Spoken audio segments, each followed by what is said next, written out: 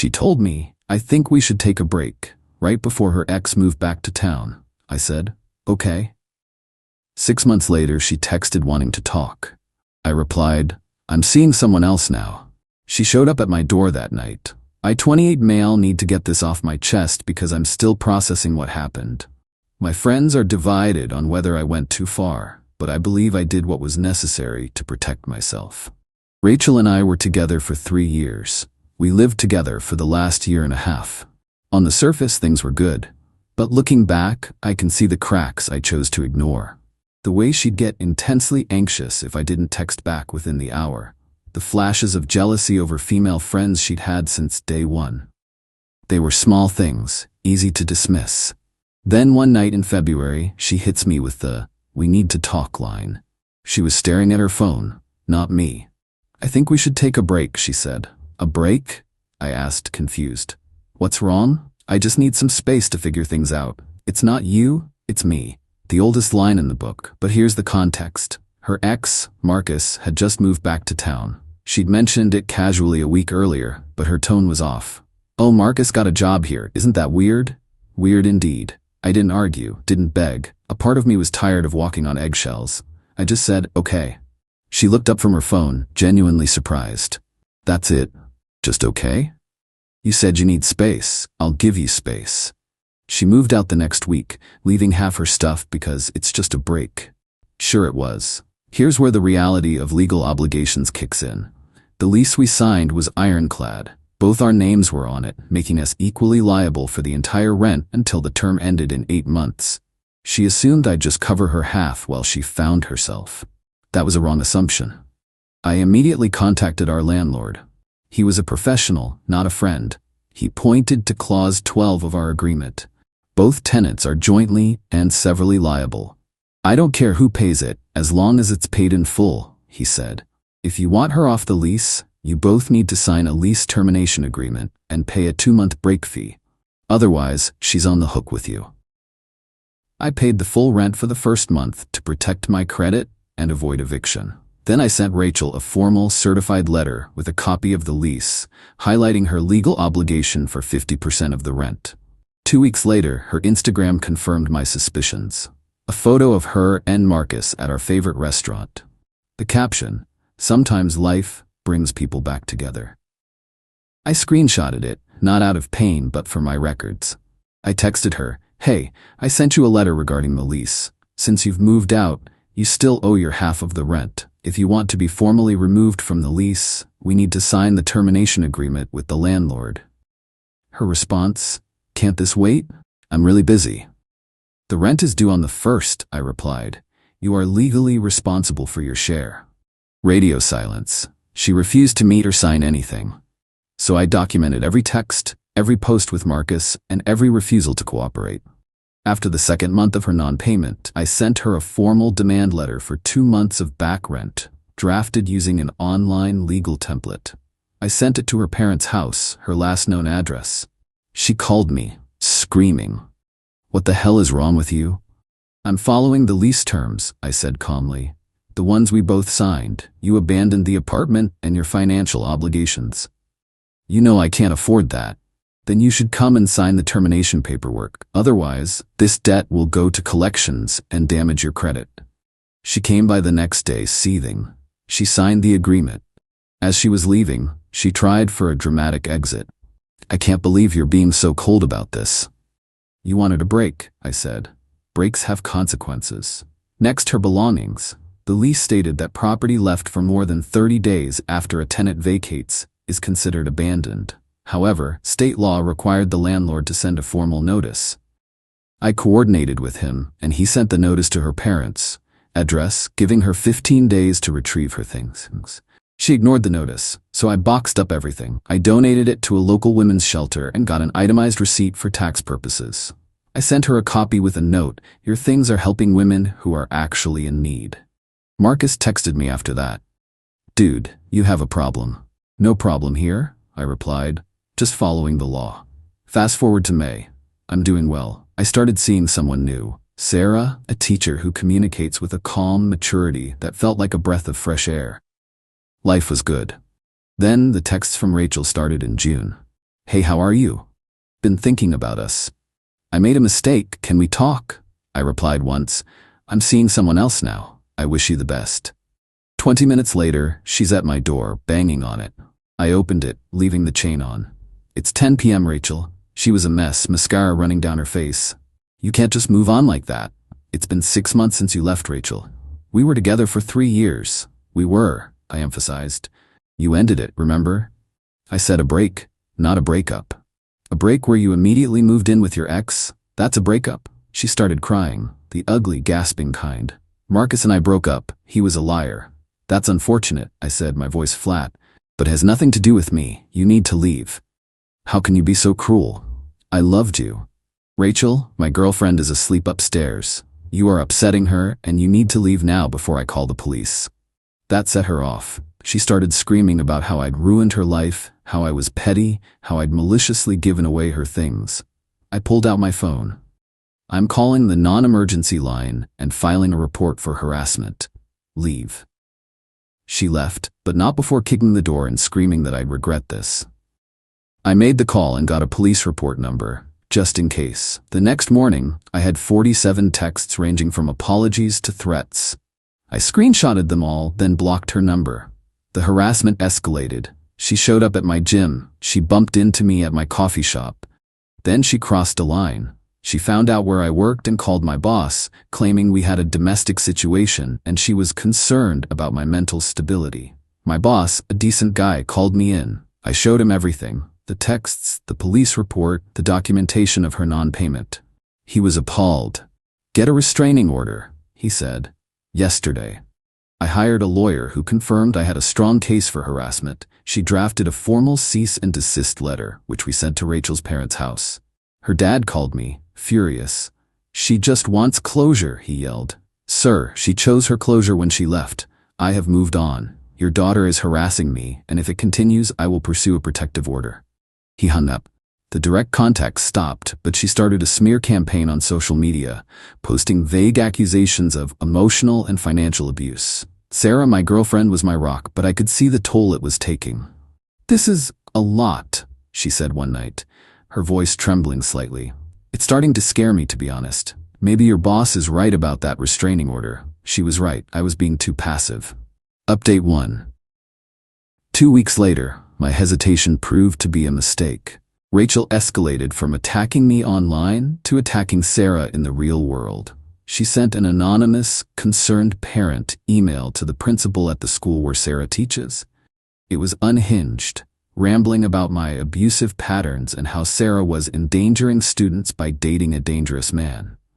The principal, who knew Sarah well, saw it for what it was but had to follow protocol. Sarah called me, not just angry but genuinely frightened. She tried to get me fired. This has gone too far. We are going to the police. Now. That was the final straw. I took the mountain of evidence, the texts, the social media posts, the false report to my boss, the email to Sarah's school, and we went to the police station together to file for an emergency protective order. The detective was blunt. This is textbook stalking and harassment. You have more than enough. They granted a temporary order that day pending a court hearing. A sheriff would serve her the papers within 48 hours. But that same night, before she was served, Rachel showed up at Sarah's apartment. Sarah called me, whispering and terrified. She's outside, parked across the street, just sitting in her car staring at my window. Call 911. I'm on my way, I said, my heart pounding. When I got there, 2 police cars were already present. Rachel was telling them she was just lost and pulled over to check her GPS. An officer recognized me from the report I'd filed earlier. Is this the individual named in your protective order filing? Yes, I said. And she is lying. This is my girlfriend's apartment. She has never been here before. She is stalking us. We are terrified of her. The fact that the order hadn't been technically served didn't matter. Her actions, showing up at night at the home of a person she'd been systematically harassing, constituted stalking. They arrested her. As they put her in the car, she screamed at me, "This is what you wanted, isn't it? To ruin my life?" I didn't respond. Sarah came outside, shaken but resolute. "You really know how to pick them," she said with a shaky laugh. "Formerly pick them," I corrected, putting my arm around her. Later that night, I got a call from an unknown number. It was Marcus. "You need to drop this," he said, his voice low and menacing. "You're making a huge mistake. You don't know what you're dealing with." "Is that a threat?" I asked. "It's advice. She's not well. Walk away before this gets uglier for everyone, especially your new girl." "Are you threatening my girlfriend?" I shot back. "Just telling you to be smart," he said, and hung up. The call wasn't about her well-being. It was an intimidation tactic. It felt like he was trying to cover his own tracks. I saved the call record and reported the contact to the detective. The hearing for the permanent order was a week later. Rachel showed up with a lawyer who tried to paint me as a vindictive ex. But my lawyer dismantled their narrative, presenting a clear, chronological timeline of harassment. The judge wasn't interested in the relationship drama. He looked at the police reports, the email to Sarah's principal, the stalking incident. "Miss Rachel's last name," he said. "Your behavior is not that of a heartbroken ex, it is that of a criminal harasser. The protective order is granted for 2 years." Rachel broke down, a hollowed-out version of the woman I once loved. Seeing her like that felt shitty. There was no victory, just a profound sense of loss and relief. Sarah was waiting for me. "It's done? It's done. Good," she said, squeezing my hand. "Now we can move on." Update 2. 3 months passed, quiet, normal months. Then I got a call from my lawyer. "Rachel's lawyer contacted me," she said. "She is requesting a formal, mediated meeting, both of us present." "Absolutely not," I said. "Hear me out. She claims she has information about Marcus that is now part of a criminal investigation. She's willing to sign a 5-year extension on the protective order in exchange for one 15-minute meeting to give you context she claims you deserve." Sarah was adamant. "You owe her nothing. It's a trap." "It's not for her," I argued. "It's for us. A 5-year guarantee of peace. And if she's lying, our lawyers are witnesses." Reluctantly, we agreed. The meeting was held in a conference room at my lawyer's office. Rachel looked healthier, calmer. "Thank you for agreeing to this," she began. "I have spent the last 3 months in intensive therapy. I am not here to ask for forgiveness, but to offer an explanation." She took a breath. "Marcus didn't just reappear in my life. He blackmailed me. He had intimate videos of me from when we dated before. He threatened to send them to my family and my work if I didn't leave you and get back with him." My stomach turned. "What?" I was terrified and ashamed. "I should have told you. I should have gone to the police. But I thought I could handle it myself. Give him what he wanted until he got bored and deleted them. I thought I was protecting you." "The Instagram posts?" "He made me post them, to make it look real," she said, tears welling in her eyes. "When he dumped me, my plan had failed, and I'd lost you for nothing." I had a complete mental breakdown. That's not an excuse for what I did next. My terrorizing you and Sarah was inexcusable. I was a victim who made victims of you both, and I will have to live with that forever. "Why should I believe you?" I asked, my voice hoarse. Her lawyer slid a document across the table. It wasn't screenshots. It was a copy of an official police report she had filed against Marcus for extortion and blackmail dated 2 months prior. The report listed me as a collateral victim. "They are building a case against him," she said quietly. "I needed you to know the truth, not to change anything, but because you didn't deserve to be left with a lie." Her lawyer spoke. "As agreed, my client will sign the 5-year extension. She has also written letters of apology to you and to Miss Sarah. We will only send them with your consent." The meeting ended. I felt hollowed out. I told Sarah everything that night. She listened, her expression a mixture of horror and resolve.